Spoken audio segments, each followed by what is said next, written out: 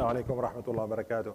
Jazakallah khairan, Sheikh, for the opportunity. He told me some people were not aware of this meeting. So my name is Anas Al-Kassem.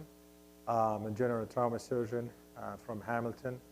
I was asked by the administration of the mosque and Jazakallah khairan and brother Abdul Fattah to come and just give you just a glimpse of what we have seen in Gaza. I was in Gaza, alhamdulillah, at the beginning of this month.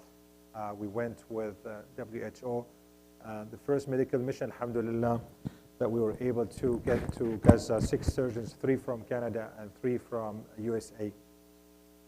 And subhanallah, I always believe if there is a will, there is a way, subhanahu wa ta'ala. Allah make it easy for you. I was planning to go from the first day when I saw the bombardment. I said in this presentation on the Ma'madani hospital, the Baptist hospital, where about 500 people or so, fortunately, killed by the Israeli forces. And I said, as a physician, as a trauma surgeon, Allah subhanahu wa ta'ala gave me the skills, so we have to go there with a bunch of other physicians and surgeons. And I kept trying with all different organizations from here in USA and Europe, until someone called me all of a sudden and he said, do you want to go to Gaza? It's in 5 days from now. And I said to him, oh my goodness, is that for sure this time? You know, he said, yes. They're going to collect the names, and if you give me your name, we're going to just give it to the Egyptian, the Israeli, and if they approve you, they were good to go. So I said, fine, let's just, this is my name immediately on the spot, and gave him my passport and give me your CV and whatever, and all these things, and your certificate that you're a doctor. So we gave it, and they shared it with the Israeli people, they shared it with the Egyptian people. And subhanAllah, even the day before the travel, I figured out that I need a visa. So because there was some tension between, I don't know, the Sisi son, that they did not give him a visa to Canada. So as retaliation, he said, all Canadian now, they need a visa to Egypt. And this just happened a day before my travel, and I said, it's impossible. SubhanAllah, why this is not happening? Allah says He doesn't want me to go, He doesn't allow me to go. So I told my wife, SubhanAllah, can you help me? Because I'm in the clinic today, what can we do for that? So she sent by express mail everything to the embassy in Ottawa, and then we need to have some connections, people that they know people in the embassy, and SubhanAllah, next day they brought me the visa, and I thought this is, alhamdulillah, permission by Allah subhanahu wa ta'ala that it happened, that I have to go. So I said, subhanAllah, my family, forgive me if I don't come back. And honestly speaking, I wasn't sure I'm going to come back, the 6 of us, whether we're going to come back or not.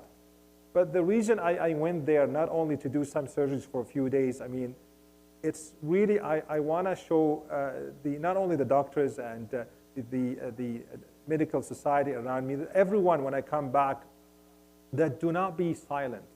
Do not be afraid, do not be scared. I know there's been lots of censorship at the beginning of this war, and until now to some extent, and I have students calling me, and medical students, and doctors, but if you stick to the truth, and you stick to the reality, and just say the facts, then nobody can blame you. People are not going to like you, some people. I still know that some people in the hospital, some of them, they gave me a hug when I came back from Gaza. Some of them, they didn't say anything, and they saw me, and they know about me.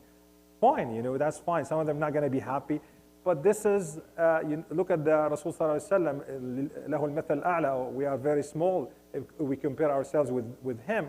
But look at his seerah. I always tell the people around me, like at the beginning, they called him kahin, they called him, kadhib, they called him sha'ir, whatever, you name it, right? And they throw him in Ta'if. But at the end of the day, not everyone will like you for what you are doing. Just stick to the haqq, stick to the truth, stick to the reality. Do not be, this life of Allah is very short. And I'm not going to tell you I was not scared over there. I was always scared and looking at the drone, and I'm not sure going to the mosque. I told the people, at the presentation, going to the mosque, I was very scared, but I saw a lot of people coming from their tents, and they go to the mosque.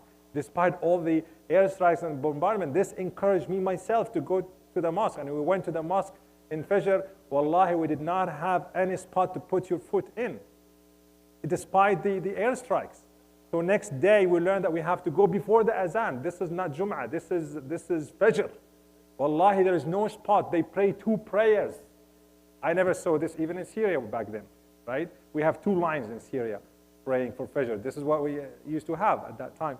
But here, alhamdulillah, we have cars, we have coats, we have all the luxury things around us. Over there, it's so cold. Some people, they have no coats even. And air strikes, and the drone on top of you, and they go to the mosque, and you pray 2 prayers for Fajr. Subhanallah.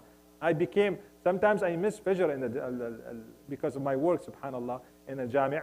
But now I became so, concerned about that with my children. We have to go every day. We have to go to Fajr. We have to go to Isha, subhanallah, because of the big ajr in these prayers. But the point I want to make that, do not be scared or do not be censored because of what the government, what the media, what you hear sporadically here and there. There are a lot of people, inshallah, they will be supporting you, and you will encourage more people.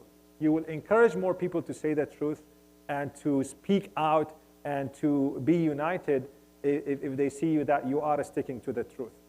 So do not be afraid of saying the truth or writing to your MPs, because your MPs are here and they have been elected to support the community and for your own family. So do not be scared to contact them, to reach out to the people, to show them the pictures, to show them the facts. Just stick to the facts and the reality. We all know it. The media is a little bit more encouraged now to bring some more stories. That's great, but we have to bring up more stories and to contact our government until, inshallah, they listen, and until some of them, maybe not all of them, that's fine, they will switch. And, I said a small story, in the first few days when I was in Gaza, I was really depressed. I became depressed because you have every day tens of children coming and you only can save a few lives. And then Dr. Samir, he was with me from US, and he came to me, why you're depressed, Anas? And I said, because look how many lives we're losing every day. And he said to me, وَمَنْ أَحْيَا فَكَأَنَّمَا أَحْيَا النَّاسَ جَمِيعًا. If you just save one life, as if you saved mankind. Really, this came to my heart, wallahi, alhamdulillah, as cold water. It was so amazing. And then from that point, I started just thinking, let's just fix what I can fix. Let me just focus on what I can do. Because at the end of the day, Allah subhanahu wa ta'ala will ask you on the day of judgment of what you have done in your capacity, right? لا يكلف الله نفسا إلا وسعها لها ما كسبت وعليها ما اكتسبت. You will be asked about your own capacity. If you are rich, donate. If you know how to write and you're educated in university in Canada and in Canadian schools, and then you have to write. You can do presentations, I'm teaching my children, go outside and do things in the universities. Advocate.